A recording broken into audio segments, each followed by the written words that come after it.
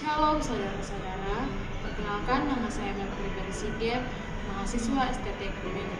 Dalam hal ini saya akan menyampaikan firman Tuhan dalam bentuk khotbah tekstual sebagai tugas akhir semester 4 dengan mata kuliah hermeneutik sebagai dosen pembimbing Bapak Timotius Bakti Sarono, MPDK LTH. Di sini saya mengambil ayat firman Tuhan yang terdapat dari Pengkhotbah 12 ayat 1, mengatakan bahwa ingatlah akan penciptamu pada masa mudamu, sebelum tiba hari-hari yang malang dan mendekat, tahun-tahun yang kau katakan tak ada kesenangan bagiku di dalamnya. Kitab Pengkhotbah ini ditulis oleh Raja Salomo, merupakan sebuah refleksi mendalam tentang makna kehidupan di bawah matahari. Dalam Pengkhotbah 12 ayat 1, sang pemikir bijak ini memberikan nasihat yang relevan bagi setiap generasi. Ingatlah akan penciptamu pada masa mudamu, sebelum tiba hari-hari yang malang dan mendekat tahun-tahun yang kau katakan tak ada kesenangan bagiku di dalamnya. Ayat ini bukan sekedar seruan religius, melainkan sebuah pesan urgensi yang mendesak setiap orang, khususnya kaum muda, untuk memprioritaskan hubungan dengan Tuhan sebelum berbagai keterbatasan hidup datang menghampiri. Dalam konteks ini yang lebih luas, yaitu Pengkhotbah sedang menekankan bahwa masa muda ini adalah kesempatan emas untuk membangun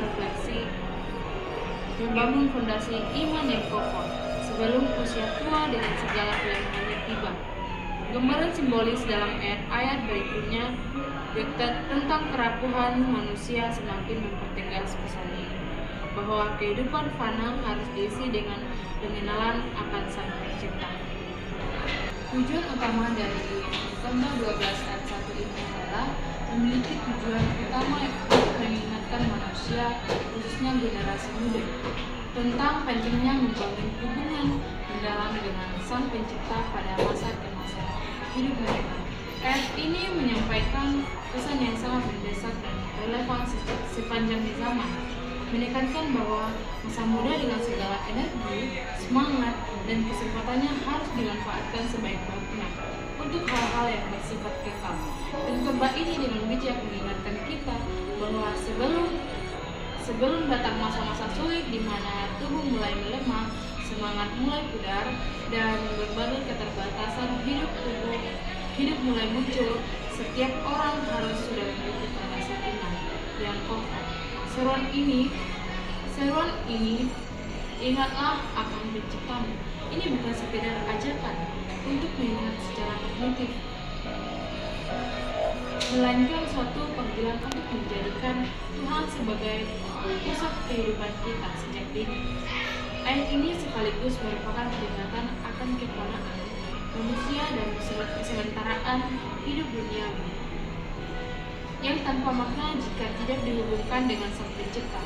Dengan gaya bahasa yang penuh hikmat, Pengkhotbah ini mencegah penyesalan di kemudian hari ketika kesempatan dan kemampuan untuk beribadah dan melayani Tuhan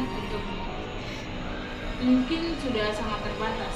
Pada akhirnya, ayat ini mengarahkan pembaca kepada makna hidup yang sejati, bahwa mengingat dan menghidupi hubungan dengan Tuhan sejak muda adalah landasan untuk menjalani hidup yang penuh arti dan tujuan.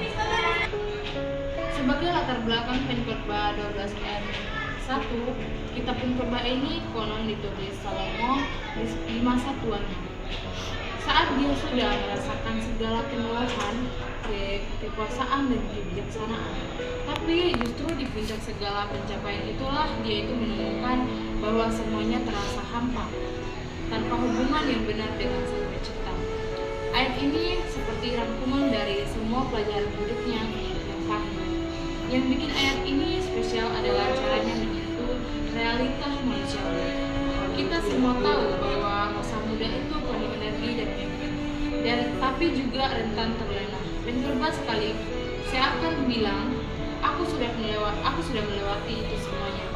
Percayalah, tak ada yang lebih penting dari mengingat Sang Pemberi hidup selagi masih punya waktu dan tenaga. Dia menggunakan gambaran tentang penuaan di ayat-ayat berikutnya untuk menakut-nakuti, tapi untuk menyadarkan kita tentang betapa cepatnya waktu berlalu. Ini pesan universal, baik untuk anak muda atau untuk anak muda zaman sekarang maupun ribuan tahun lalu, bahwa hidup hanya bermakna ketika kita menyadari untuk siapa kita sebenarnya hidup. Di sini saya mengambil 3 terjemahan lain. Yang pertama yaitu New International Version, yaitu mengatakan, ingatlah akan penciptamu pada masa mudamu sebelum masa kesusahan tiba dan tahun-tahun mendekat, di mana engkau akan berkata, aku tidak akan mendapatkan kesenangan di dalamnya. Komentar yang kedua yaitu New King James Version, dikatakan, ingatlah sekarang akan penciptamu pada masa mudamu sebelum masa-masa sulit tiba dan tahun-tahun mendekat, ketika engkau berkata, aku tidak senang padanya. Yang ketiga, komentar yang ketiga yaitu New American Standard Bible, yaitu ingatlah akan penciptamu pada masa mudamu sebelum datang hari-hari yang jahat dan mendekat tahun-tahun yang dimana engkau mengatakan tak ada kesenangan bagimu. Di dalam Pengkhotbah 12 ayat 1 ini saya mengambil 2 komentar, yaitu komentar pertama ya dari Cambridge Bible for Schools and College, mengatakan bahwa ingatlah akan penciptamu pada masa mudamu. Kata untuk pencipta secara ketat adalah partisipal dari kata kerja yang diterjemahkan yaitu menciptakan. Dalam Kejadian 1 ayat 1, Kejadian 1 ayat 21, Kejadian 1 ayat 27, dan sebagai nama ilahi sangat jarang hanya muncul di sini, dan dalam Yesaya 40 ayat 23, Yesaya 44 ayat 15, ini jamak dan bentuknya seperti Elohim, yaitu atau kata untuk Tuhan adalah jamak, seperti yang kudus adalah jamak dalam Amsal 9 ayat 10, Amsal 30 ayat 3, Hosea 12 ayat 1, seperti yang mengungkapkan keagungan Tuhan, menjelaskan yang telah diberikan tentang kata-kata yang berarti sumber airmu, dalam arti Amsal 5 ayat 18, sumber air ini sukacita sensual atau keberadaanmu. Hampir tidak dapat dipertahankan secara filologis dan sama sekali berbeda dengan konteksnya. Komentar yang kedua yaitu Kale and Dalis Biblical Commentary, yaitu dengan Pengkhotbah 12 ayat 1, di mana secara tidak tepat sebuah bab baru dimulai, alih-alih dimulai dengan Pengkhotbah 11 ayat 9. Seruan tersebut mengambil arah baru dengan berdasarkan argumennya pada sifat sementara masa muda. Ingatlah akan penciptamu pada masa mudamu sebelum hari-hari yang jahat datang dan tahun-tahun yang kau katakan, aku tidak senang padanya. Bentuk jamak agung sama dengan sebagai sebutan bagi sang pencipta. Ayub 35 ayat 10, Yesaya 54 ayat 5, Mazmur 14 ayat 149 ayat 2 dalam buku yang begitu baru. Hal ini tidak dapat mengejutkan kita, karena hal ini juga tidak sepenuhnya asing bagi bahasa pasca Alkitab. Dalam Pengkhotbah 12 ayat 1, saya mengambil 5 persingan. Yang pertama adalah Hezakon. Ini adalah kata dasar, yaitu mengingat. Bentuknya hal imperatif maskulin tunggal. Fungsinya yaitu kata kerja utama atau perintah. Nuansa menunjukkan tindakan aktif yang berkelanjutan. Ini bukan sekadar ingatan sesaat. Yang kedua yaitu ini berjenisnya particle of direct object. Fungsinya menandai objek langsung, yaitu penciptamu. Yang ketiga yaitu boreeka, yaitu kata dasar, artinya menciptakan.